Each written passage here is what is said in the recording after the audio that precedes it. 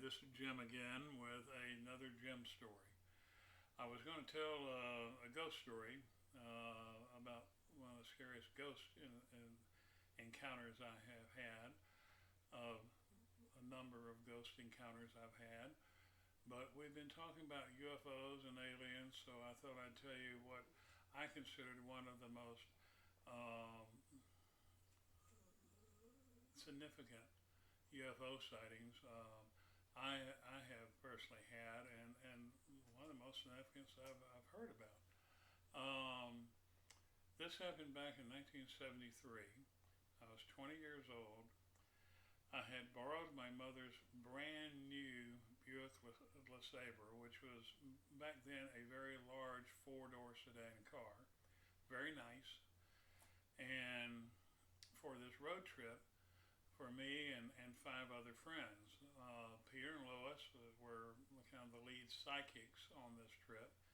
A guy called Bear, who was driving at the time of this event, and Jim B, who was a programmer, high-end programmer for IBM at the time, myself and my then girlfriend Yolanda, who later became my wife. And we were heading out, as I said, to the Mojave Desert looking for Viking gold. Now, we were in a very empty segment of I-10, keeping in mind back in 73 there were not nearly the number of gas stations or places to stop along I-10 going across the desert in Arizona as there are today. But Peter was sitting in the front passenger seat, which was a bench seat, by the passenger door, and Lois in the middle, and Bear, who was driving. I don't really remember his real name. Jim B and myself and Yolanda were sitting in the back seat, with me seated next to the passenger door in the back seat. Suddenly, Peter hits the glass and says, "Stop! Stop! Stop! Pull over!" And Bear does so, and we pull over to the side of the road, and we're like, "What?" And Peter opens the door and jumps out and starts pointing up in the sky. "Look! Look!" And so we're all piling out of the car too, and we look up, and there is a rather large UFO in the sky. Now, I always have trouble describing this, so I made my simple drawing here. If you can see that, that's what it looked like. A saucer with a pointed bottom. And since those words don't give a real detailed image, I thought I'd at least show you that for whatever it's worth. But it's up in the sky, really high, far away, but it's big. It's, if I put my thumb in front of my eye, it's as big as the first section of my thumb. Okay? Now, immediately we see that there are two military jets, and I don't know, I'm sorry, F-14s, F-16, I couldn't really tell you, but they were obviously military jets, two of them coming from the west towards this UFO. And as they approach, the UFO moves quickly right behind them. And then they were flying, like this, one above the other, and one on top peels off and circles back. The other one peels down and circles back, and now they're approaching the UFO from the east, and the same thing happens. The UFO shoots past them and gets behind them, and they do the same type of maneuver to come back around to face the UFO again.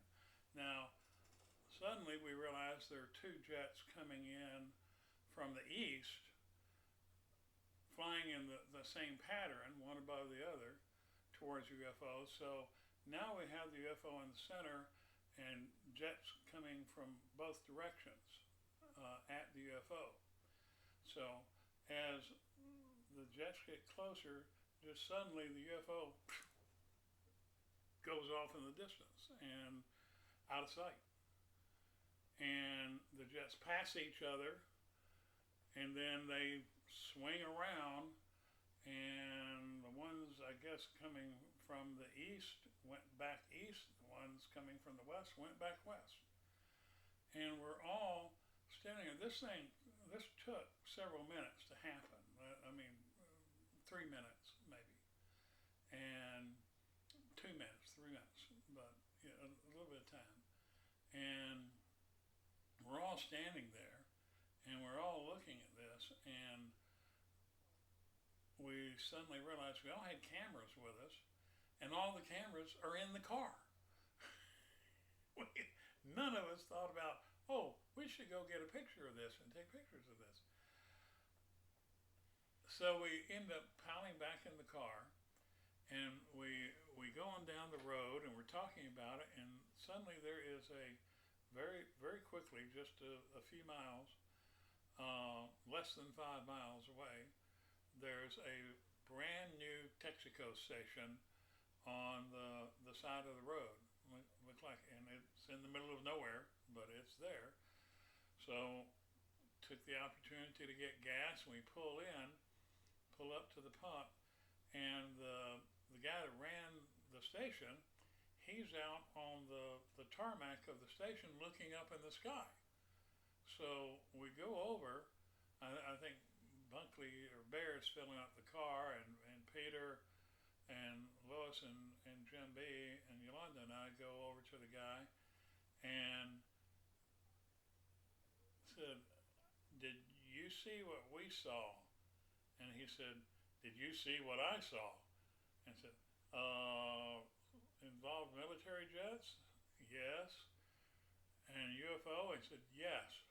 I mean, he went on to say he'd seen UFOs in the sky before, but that was the first time he had seen the military jets coming in. So this was important to us because we had already discussed, did we have some type of mass road hypnosis hallucination? But here's a guy that was 5 miles down the road looking up in the sky and saw apparently the same thing that we did.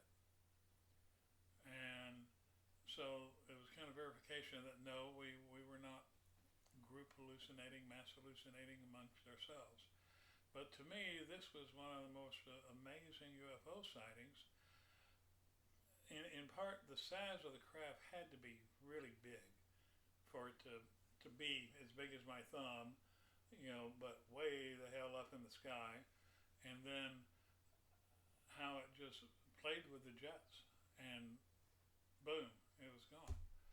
So that's Jim's going to the Mojave Desert UFO sighting story. Thanks for listening. Well, there'll be more coming.